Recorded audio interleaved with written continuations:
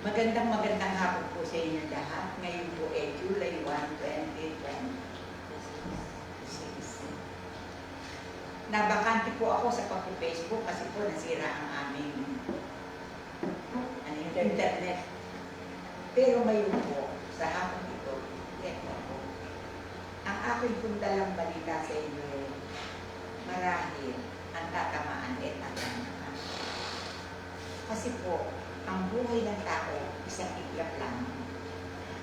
Ngayon, marahil, kaya nga po ako sinilong sa mundo, ako nga po ang magpapaliwanag sa inyo sa bawat galaw yung taong makikinig at may paniniwala. Sa walang paniniwala, hindi ko po pinipilit paniniwala. Magandang hapon sa inyo, ang aking po ibabalita. Number 1, ang mamatay na tao sandali lang po. Ang iglap lang. Iihi ka lang sa ating gabi, nagkabiso ka ng hakbang, nabuwal ka, nalagot ang ugat sa ulo sa kanan. Patay ka na po. Hindi ka na makararating sa ospital. Number 2, kaya nga po ang dami kong masasabi sa akin, tweet ng paalala, hindi po ako nasasawa. Sana, sa pamamagitan po ng aking pangungusap sa inyo, ayusin niyo po ang buhay ninyo.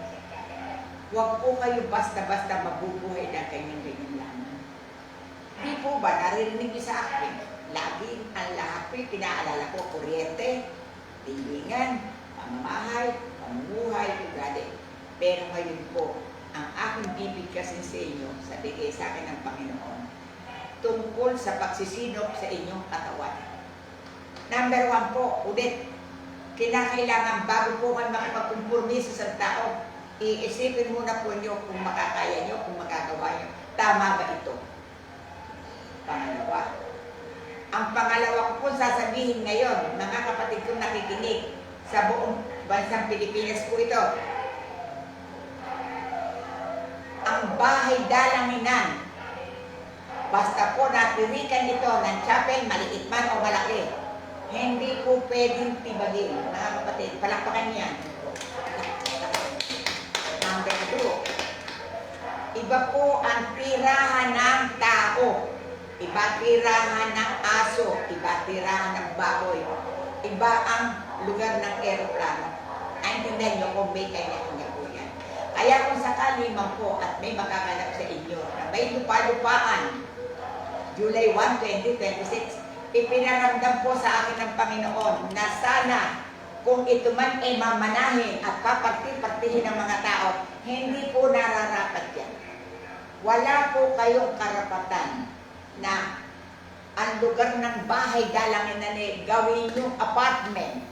Titirahan ng mga apo, mga manugang, mga hindi po tama yan. Kasalanan po ito kung kayo may paniniwala.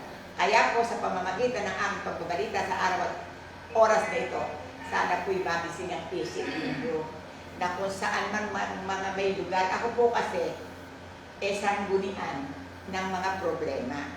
Kaya ito po, isa ko pong binalita sa inyo na ang akin po sinasabi, tunay naman po mahalaga. At ito po, sasabihin ko po sa inyo, ginusto po ng ating, iikot po ito, ginusto po ng ating Panginoon na ibalita ko sa inyo sa araw at oras na ito, na yung mga lupa-lupaan dyan, na natirikan na ng bahay dalanginan, sana'y huwag nyo nang pag-interesan. Ibigay nyo na yung kaprasong bonus na yon. Kasi tayo naman lahat ay mamamatay. Ako po magsasabi sa inyo sa tiklap lang. Hindi po ba kapraso lang ating titirikan doon? Kay arte-arte po natin sa ating mga skin, ayaw nating maakat ng lamok. Pero kung po tayo namatay, ililibig po tayo, ibabaon tayo, dadagnan lang tayo ng lupa. Kaya sana po, ang tanging kong masasabi, silupin nyo na, alisin nyo na yung hindi karapat-dapat. At sa pagkakataong ito, hindi ko po sinabi kayo maniwala sa akin. Pero ito po'y inutos lamang sa akin sa araw at oras nito. Kaya pinarating po sa atin dito sa bansang Pilipinas na basta po natirikan ng bahay dalanginan, hindi po pwedeng pagparti-partihan o tirahan ng mga tao at ito po'y masama. Uulitin ko po, iba tirahan ng tao, iba tirahan ng aso, iba tirahan ng kulungan, Kaya iba-iba po. Sana po magkaroon ng magandang bisa at tiwaga ang aking pagdalaw. Ako po ay naririto at ako po ay magdadasal muli. Sa ngalan ng Ama, ng Anak, at Liwanag ng Espiritu Santo. Amen. Ama, Inang Birhen, mahal na Jesus, sa araw na ito, ako po ay dumadaing sa inyo. Sana po huwag niyo na kami pababayaan. Ituro niyo po sa amin ang karapat-dapat. Huwag mo na po kami pabayaang magkamali. Huwag po sana huwag mali, huwag na matuloy ang lahat ng bagay. Kaya ako po si Mother pa rin, lagi po akong nagsasangguni sa inyo, mahal na Panginoon, na sana po ang aming gagawin ay maging karapat-dapat. At sana naman po sa aking pagliligan na ito, matalunto na namin ang daan at patungo sa iyo, Panginoon. Ikaw na po ang bumuo. Ikaw na rin po ang mag-ingat sa amin. Huwag po kami ma-aksidente. Huwag po kami makukulungan. Huwag po kami mapagbibintangan. Napakabigat po. Masarap po ang mabuhay naman na ligaya. Kaya ang tanging ko pong masasabi sa mga may problema, mga kapatid kong minamahal at ako'y ngayon lang ulit nagbalik. Sana po, pangalagaan nyo ay inyong isip.